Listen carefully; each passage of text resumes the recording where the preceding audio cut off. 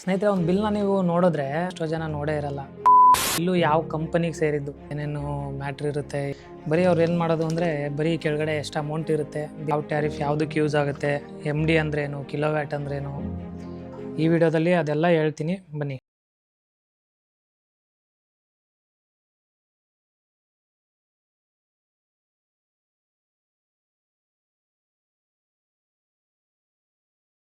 Hi, hello, ನಮಸ್ಕಾರ boss, welcome to my YouTube channel.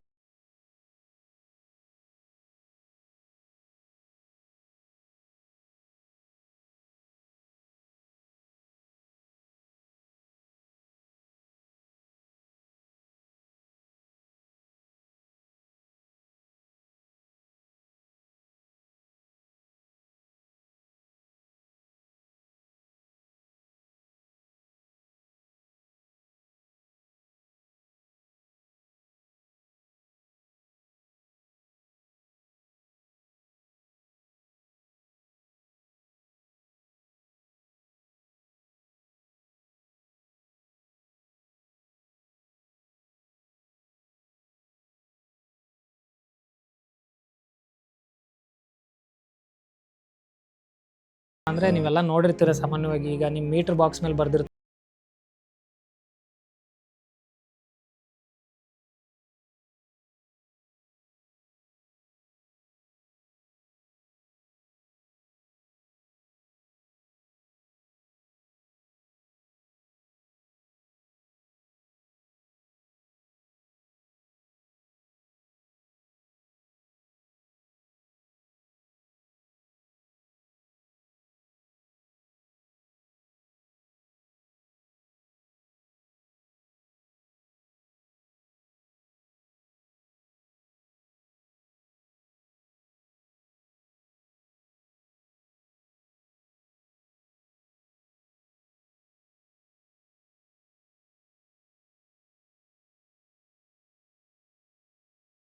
Sanction ಆಗಿದೆ.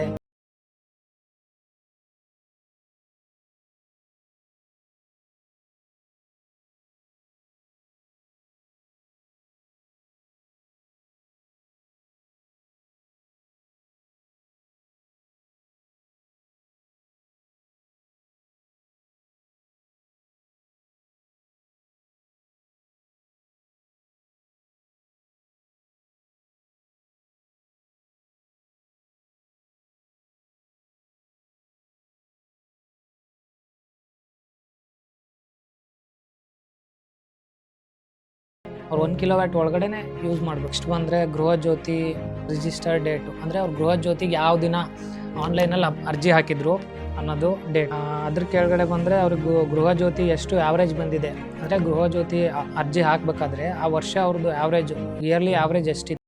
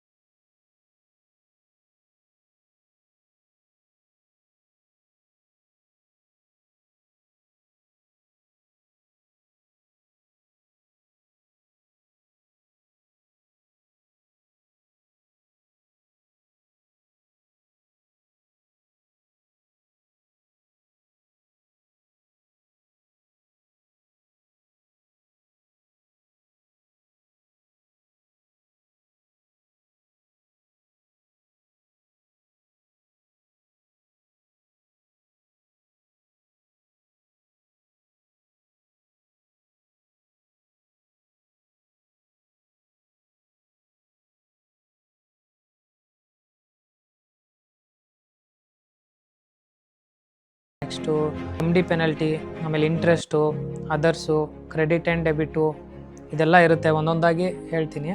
PF penalty ಅಂದರೆ ಇದು ಮನೆಗಳಿಗೆ ಸಾಮಾನ್ಯವಾಗಿ ಬರಲ್ಲ. ಎಲ್ಲಿ ಬರುತ್ತಪ್ಪ ಅಂದರೆ ಈ ಪವರು, ಇಂಡಸ್ಟ್ರಿಯಲ್ ಪರ್ಪಸು, ಆಮೇಲೆ ಏನಾರ ಫ್ಯಾಕ್ಟ್ರಿಗಳಲ್ಲಿ ಇರುತ್ತಲ್ಲ ಅಲ್ಲಿಗೆ ಬರುತ್ತೆ. ಇದ್ರ ಬಗ್ಗೆ ಡೀಪಾಗೇನು ಹೇಳೋ ಅವಶ್ಯಕತೆ ಇಲ್ಲ. ಇದು ಮನೆಗೇನು ಅಷ್ಟೊಂದು ಎಫೆಕ್ಟಿವ್ ಆಗಿರಲ್ಲ.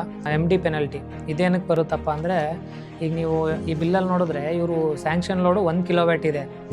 ಅವರು 1 ಕಿಲೋವ್ಯಾಟ್ ಒಳಗಡೆ ಉರಿಸಿದ್ರೆ ಅವ್ರಿಗೇನು ದಂಡ ಬರಲ್ಲ, ಯಾವುದೇ ಎಕ್ಸ್ಟ್ರಾ ಚಾರ್ಜಸ್ಸು ಬರಲ್ಲ. ಬಟ್ ಅವರು 1 ಕಿಲೋವ್ಯಾಟ್ ಲೋಡ್ ತಗೊಂಡು 2.86 ಕಿಲೋವ್ಯಾಟ್ ಉರಿಸ್ತಾ ಇದ್ದಾರೆ. ಸೊ ಅದಕ್ಕೆ ಎಕ್ಸ್ಟ್ರಾ ಹೆಚ್ಚುವರಿಯಾಗಿ ಏನು 1.86 ಕಿಲೋವ್ಯಾಟ್ ಅವ್ರು ಉರಿಸ್ತಾ ಇದ್ದಾರೆ, ಅದಕ್ಕೆ ಇಲ್ಲಿ ಹೆಚ್ಚುವರಿ ಲೋಡ್ ದಂಡ ಅಂತ ಹಾಕಿರ್ತಾರೆ, 393 ರೂಪಾಯಿ. ಇನ್ನು ಅದ್ರ ನೆಕ್ಸ್ಟ್ ಕೆಳಗಡೆ ಬಂದರೆ ಇಂಟ್ರೆಸ್ಟು, ಅವ್ರೇನಾರ ಲಾಸ್ಟ್ ಮಂತು ಬಾಕಿ ಉಳಿಸಿದ್ರೆ. ನೆಕ್ಸ್ಟ್ ಬಂದರೆ ಡೆಬಿಟ್ ಆ್ಯಂಡ್ ಕ್ರೆಡಿಟ್ ಕಾಲಮು. ಇದರಲ್ಲಿ ಏನು ಬಂದಿರುತ್ತಪ್ಪ ಅಂದರೆ, ನಮ್ಮಲ್ಲಿ ಆಡಿಟ್ನ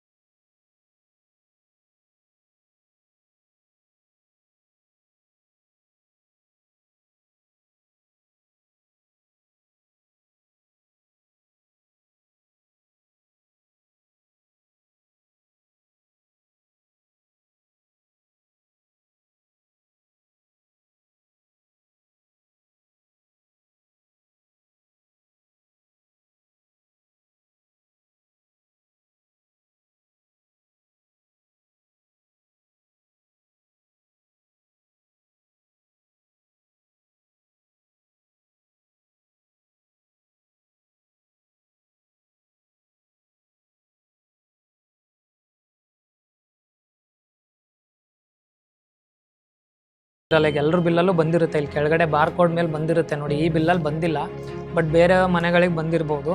AST ಅಂತ ಬಂದಿರುತ್ತೆ. ಲಾಸ್ಟ್ ಇಯರ್ ಏನು AST ಕಟ್ಟಿದ್ರು, ಆ ASTಗೆ ನಾವು ಇಂಟ್ರೆಸ್ಟ್ ಕೊಡ್ತೀವಿ. ಈ ಬಿಲ್ಲಲ್ಲಿ ಅವ್ರಿಗೆ 105 ರೂಪಾಯಿ ನಾವು ಇಂಟ್ರೆಸ್ಟ್ ಕೊಟ್ಟಿದ್ದೀವಿ. ಸೊ ಅವ್ರ ಬಿಲ್ಲಲ್ಲಿ 105 ರೂಪಾಯಿ ಲೆಸ್ ಆಗಿ ಅವ್ರದ್ದು ಟೋಟಲ್ ನೆಟ್ ಪೇಯಬಲ್ ಎಷ್ಟಿದೆ ಅಷ್ಟು ಬರುತ್ತೆ. ಕೊನೆಯದಾಗಿ ನೋಡಿದ್ರೆ